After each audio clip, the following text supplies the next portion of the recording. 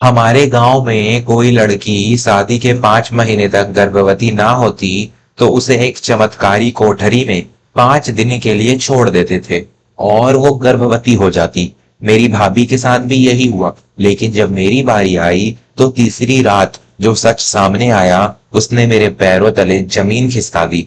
नमस्कार दोस्तों, मैं विवेक वर्मा आपका अपने चैनल वर्मा स्टोरीज में आपका हृदय से स्वागत करता हूं। दोस्तों, आस्था और अंधविश्वास के बीच एक बहुत ही महीन धागा होता है। जब तक हमारी आस्था हमें शक्ति देती है तब तक वह पवित्र है, लेकिन जब वही आस्था अंधविश्वास बनकर हमारी आंखों पर पट्टी बांध दे तो वह इंसान को मानसिक और शारीरिक रूप से खोखला कर देती है। हमारे समाज में आज भी कुछ ऐसे पाखंडी और लालची लोग मौजूद हैं जो धर्म और चमत्कार के नाम पर भोले भाले लोगों की भावनाओं और उनकी इज्जत के साथ ऐसा घिनौना खेल खेलते हैं जिसकी आप कल्पना भी नहीं कर सकते। आज की कहानी एक ऐसी ही पढ़ी लिखी और बहादुर बहू की है जिसने एक ऐसे अंधविश्वास का पर्दाफाश किया जो दशकों से एक पूरे गांव की औरतों को खामोशी से निगल रहा था। यह कहानी आपको अंदर तक झकझोर कर रख दे दी। सुमेधा एक बहुत ही होनहार, निडर और सुशिक्षित लड़की थी। उसका विवाह धर्मपुर नाम के एक गांव में रहने वाले रजत से हुआ था। रजत शहर में एक अच्छी नौकरी करता था, लेकिन उसका पूरा परिवार धर्मपुर गांव में ही रहता था। धर्मपुर एक बहुत ही पुराना और रूढ़िवादी गांव था। यहाँ के लोग आज भी पुरानी मान्यताओं और अंधविश्वासों में बहुत गहराई से जकड़े हुए थे। रजत के परिवार में उसकी माँ रुक्मा देवी, बड़े भाई विक्रम और उनकी पत्नी विशाखा, सुमेधा की जेठानी, रहते थे।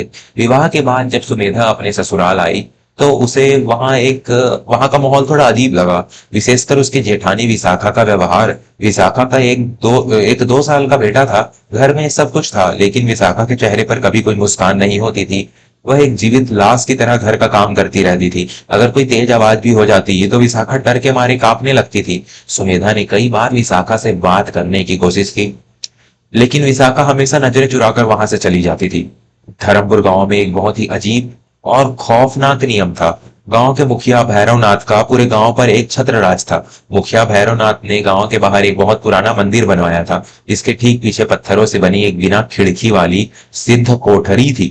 गांव का नियम था कि अगर किसी नए नवेली दुल्हन को शादी के 5 महीने तक गर्भ नहीं ठहरता तो उसे उस सिद्ध कोठरी में 5 दिन और 5 रात के लिए अकेले छोड़ दिया जाता था। मुखिया का दावा था कि उस कोठरी में साक्षात देवता का वास है और वहां 5 दिन बिताने वाली हर बाझ औरत देवता के आशीर्वाद से गर्भवती हो जाती है। सुमेधा को जब इस नियम के बारे में पता चला तो उसने रजत से इस पर बहुत बहस की। रजत, यह कैसा बेतुका और अंधविश्वासी नियम है? विज्ञान के इस युग में कोई कोठरी में बंद होने से कैसे गर्भवती हो सकता है? यह सब ढोंग है, सुमेधा ने अपनी नाराजगी जताते हुए कहा था। रजत ने उसे समझाते हुए कहा, सुमेधा, मैं भी इन सब चीजों को नहीं मानता, लेकिन यह गांव की परंपरा है। लोग मुखिया भैरवनाथ को भगवान मानते हैं और यह सच है कि जो भी औरत उस कोठरी में गई है वह मां बनकर ही लौटी है। भाभी विशाखा को भी शादी के 2 साल तक बच्चा नहीं हुआ था, लेकिन उस कोठरी में 5 दिन बिताने के बाद ही उन्हें संतान सुख मिला। तुम इन बातों पर ज्यादा ध्यान मत दो, हमें कौन सा वहां जाना है। लेकिन नियति का चक्र कुछ ऐसा घूमा कि सुमेधा और रजत के विवाह को 5 महीने बीत गए और सुमेधा को गर्भ नहीं ठहरा। छठे महीने की शुरुआत में ही रुक्मा देवी ने घर में कलेश शुरू कर दिया। रजत, 5 महीने बीत चुके हैं और इस बांझ ने अभी तक हमारे कुल का चिराग नहीं दिया। गांव वाले मुझ पर ताने मार रहे हैं। कल के कल सुमेधा को मुखिया जी की सिद्ध कोठरी में जाना होगा, रुक्मा देवी ने कड़क आवाज में आदेश दिया। सुमेधा ने इसका पुरजोर विरोध किया। माँ जी, मैं बिल्कुल स्वस्थ हूँ और रजत भी स्वस्थ है। बच्चे के लिए थोड़ा समय लगता है। मैं किसी अंधेरी कोठरी में जाकर किसी पाखंडी देवता के सामने नहीं बैठूंगी। रुक्मा देवी ने आग बबूला होते हुए कहा, तेरी ये शहरी पढ़ाई लिखाई यहां नहीं चलेगी बहू। अगर तू कल उस कोठरी में नहीं गई तो मैं रजत की दूसरी शादी करवा दूंगी। विशाखा भी तो गई थी, आज देख उसकी गोद हरी है। सुमेधा ने विशाखा की तरफ देखा जो कोने में खड़ी थर थर कांप रही थी। सुमेधा ने रजत से मदद मांगी, लेकिन रजत भी अपनी मां और गांव के दबाव के सामने बेबस था। सुमेधा, बस 5 दिन की बात है। कोठरी के बाहर गांव की औरतें ही पहरा देती हैं, अंदर कोई नहीं आ सकता। तुम बस 5 दिन वहां रहकर आ जाओ, मां का भ्रम टूट जाएगा। भगवान के लिए मेरी इज्जत रख लो। रजत ने हाथ जोड़कर कहा। सुमेधा अपने पति के इस तरह गिड़गिड़ाने पर टूट गई। उसे हार माननी पड़ी। अगले दिन पूरे गांव के सामने ढोल नगाड़ों के साथ सुमेधा को उस मंदिर के पीछे बनी सिद्ध कोठरी में ले जाया गया। कोठरी बाहर से बहुत ही डरावनी लग रही थी। काले पत्थरों से बनी उस कोठरी में हवा आने के लिए केवल दरवाजे के ऊपर एक छोटा सा रोशनदान था। सुमेधा को अंदर भेजकर बाहर से लोहे का भारी ताला लगा दिया गया। अंदर खूब अंधेरा था। एक कोने में केवल एक मिट्टी का दीपक जल रहा था। सुमेधा एक पुरानी चारपाई पर बैठ गई। उसे दिन में केवल एक बार दोपहर के समय कोठरी के दरवाजे में बने एक छोटे से छेद से भोजन और पानी दिया जाता था। यह भोजन गांव की एक गूंगी और बहरी बूढ़ी औरत लेकर आती थी। पहली रात भी थी। रात के समय उस गूंगी औरत ने छेद से एक गिलास केसर वाला दूध दिया। मुखिया का आदेश था कि यह प्रसाद का दूध पीना अनिवार्य है। सुमेधा ने वह दूध पी लिया। दूध पीते ही सुमेधा का सिर बहुत भारी होने लगा। उसे ऐसा लगा जैसे उसका पूरा शरीर सुन्न पड़ रहा है। वह चारपाई पर गिर पड़ी और एक बहुत ही गहरी अस्वाभाविक नींद में चली गई। जब अगली सुबह उसकी आंख खुली तो उसके पूरे शरीर में भयंकर दर्द था। उसका सिर चकरा रहा था और उसे कल रात की कोई बात याद नहीं थी। सुमेधा को लगा कि शायद कोठरी की घुटन और तनाव के कारण उसकी यह हालत हुई है। दूसरी रात फिर से वही गूंगी औरत वह दूध का गिलास लेकर आई। सुमेधा ने बेमन से वह दूध पी लिया, लेकिन इस बार दूध का कुछ हिस्सा उसके हाथ से छलककर जमीन पर गिर गया। सुमेधा फिर से उसी गहरी और बेहोशी वाली नींद में सो गई। अगली सुबह जब वह उठी तो उसकी नजर जमीन पर पड़ी। जिस जगह पर वह दूध गिरा था वहां एक बड़ा सा चूहा मरा पड़ा था। चूहे ने वह मीठा दूध चाटा होगा और वह मर गया। सुमेधा की आंखों के सामने से अंधविश्वास का पर्दा पूरी तरह से हट गया। उसका दिमाग तेजी से दौड़ने लगा। यह कोई प्रसाद का दूध नहीं है। इसमें बहुत भारी मात्रा में नींद की या बेहोशी की दवा मिलाई जाती है। लेकिन क्यों? मुझे बेहोश करने का क्या कारण हो सकता है? बाहर से तो ताला बंद है। सुमेधा का पूरा शरीर खौफ से कांपने लगा। उसे अपनी जेठानी विशाखा का वह डरा हुआ और उदास चेहरा याद आ गया। सुमेधा ने फैसला किया कि आज तीसरी रात वह किसी भी कीमत पर यह दूध नहीं पिएगी। उसे इस कोठरी का खौफनाक राज जानना ही था। तीसरी रात आई। रात के लगभग 10 बजे गूंगी औरत ने वह दूध का गिलास अंदर सरकाया। सुमेधा ने आवाज करते हुए दूध पीने का नाटक किया, लेकिन उसने सारा दूध बिस्तर के नीचे मिट्टी में उड़ेल दिया। गिलास वापस देने के बाद सुमेधा अपनी चारपाई पर लेट गई और गहरी सांसें लेते हुए सोने का नाटक करने लगी। उसकी आंखें हल्की सी खुली थी और दिल जोरों से धड़क रहा था। रात के लगभग 2 बजे रहे होंगे।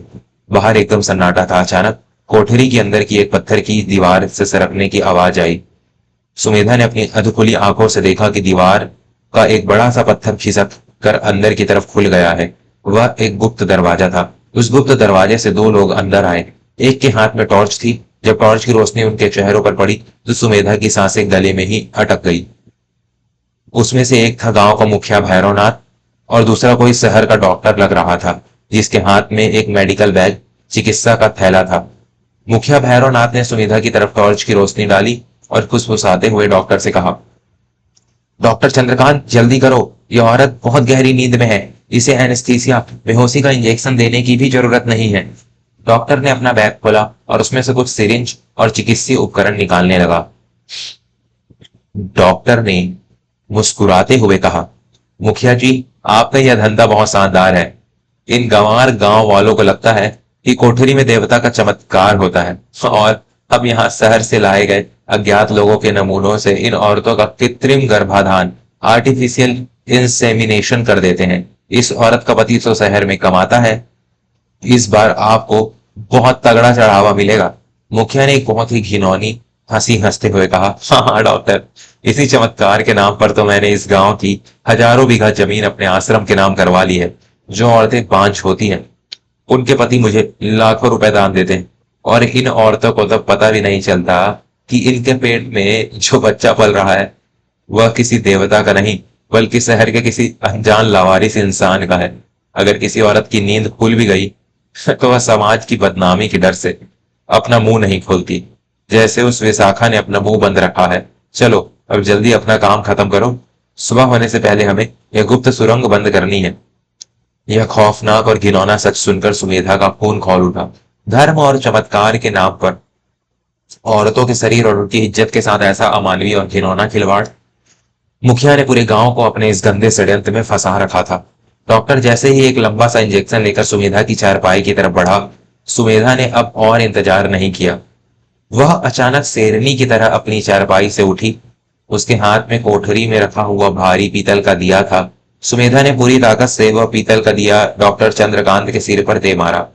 डॉक्टर दर्द से चीखता हुआ जमीन पर गिर पड़ा और उसके हाथ से इंजेक्शन छिटक कर दूर जा गिरा। मुखिया भैरवनाथ यह देखकर हक्का बक्का रह गया। तू तू होश में कैसे है? सुमेधा ने बिना एक पल गंवाए बिस्तर पर रखी अपनी चप्पल उठाई और मुखिया के मुंह पर जोर से दे मारी। फिर उसने जमीन पर पड़ी धूल और मिट्टी अपनी मुट्ठी में भरी और मुखिया की आंखों में झोंक दी। मुखिया आंखों में मिट्टी जाने से अंधा होकर तड़पने लगा। सुमेधा ने उस गुप्त सुरंग की तरफ छलांग लगाई। सुरंग में थोड़ी दूर भागने के बाद उसे एक सीढ़ी दिखी जो ऊपर की तरफ जा रही थी। सुमेधा तेजी से उन सीढ़ियों पर चढ़ी और जब उसने ऊपर का दरवाजा धकेला तो वह सीधा उस पुराने मंदिर के मुख्य प्रांगण आंगन में जाकर खुला। रात के 3 बज रहे थे, लेकिन सुमेधा के अंदर एक भयंकर ज्वाला दधक रही थी। उसने दौड़कर मंदिर का वह सबसे बड़ा और भारी घंटा पकड़ लिया और उसे पूरी ताकत से बजाने लगी। टन टन टन। आधी रात को मंदिर के घंटे की उस भयानक आवाज से पूरे गांव में हड़कंप मच गया। लोग नींद से उठकर हाथों में लाठी और लालटेन लेकर मंदिर की तरफ भागने लगे। रजत, रुक्मा देवी और विशाखा भी घबराते हुए मंदिर पहुंचे। सबने देखा कि सुमेधा मंदिर की सीढ़ियों पर खड़ी थी। उसके बाल बिखरे हुए थे और उसकी आंखों में एक आग थी। क्या हुआ सुमेधा, तू कोठरी से बाहर कैसे आ गई? रजत ने भागते हुए पूछा। तभी अंदर मंदिर के पीछे से मुखिया भैरवनाथ अपनी आंखें मलता हुआ, डॉक्टर चंद्रकांत अपने सिर से खून पोंछता हुआ बाहर निकले। उन्हें देखकर गांव वाले हैरान रह गए कि ये दोनों रात के समय मंदिर के पीछे क्या कर रहे हैं। सुमेधा ने चीख कर पूरे गांव को संबोधित करते हुए कहा, आज आंखें खोल लो गांव वालों। जिस चमत्कार के आगे तुम लोग अपना सिर झुकाते हो वह कोई चमत्कार नहीं बल्कि एक बहुत बड़ा और घिनौना अपराध है। सुमेधा ने उस गुप्त सुरंग, नशीले दूध और कृत्रिम गर्भाधान की वह पूरी खौफनाक कहानी गांव वालों के सामने खोल कर रख दी। उसने बताया कि कैसे मुखिया देवता के नाम पर और औरतों को बेहोश करके उनके शरीर के साथ खिलवाड़ करता है और बदले में गांव वालों से लाखों रुपए और जमीनें ऐंठता है। गांव वाले सुनने रह गए। कई लोग सुमेधा की बातों पर विश्वास करने को तैयार नहीं थे। ये औरत झूठ बोल रही है, मुखिया जी तो साक्षात भगवान का रूप है, एक अंधे भक्त ने चिल्लाकर कहा। मुखिया ने भी मौका देकर कहा, हाँ ये औरत पागल हो गई है, देवता ने इसे श्राप दे दिया है।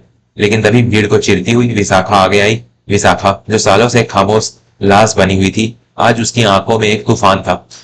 विशाखा ने सुमेधा के पास खड़े होकर बहुत ही जोर से कहा, सुमेधा बिल्कुल सच कह रही है। आज से 2 साल पहले जब मैं उस कोठरी में गई थी तो तीसरी रात मेरी नींद हल्की सी खुल गई थी। मैंने मुखिया और उस डॉक्टर को अपने कमरे में देखा था। जब मैंने विरोध किया तो इन्होंने मेरी गर्दन पर चाकू रख दिया था और कहा था कि अगर मैंने अपना मुंह खोला तो ये मेरे पूरे परिवार को जहर देकर मार डालेंगे और मुझे उल्टा कहकर गांव से बाहर निकाल देंगे। मैंने अपने परिवार की इज्जत और डर के कारण आज तक यह जहर पिया है।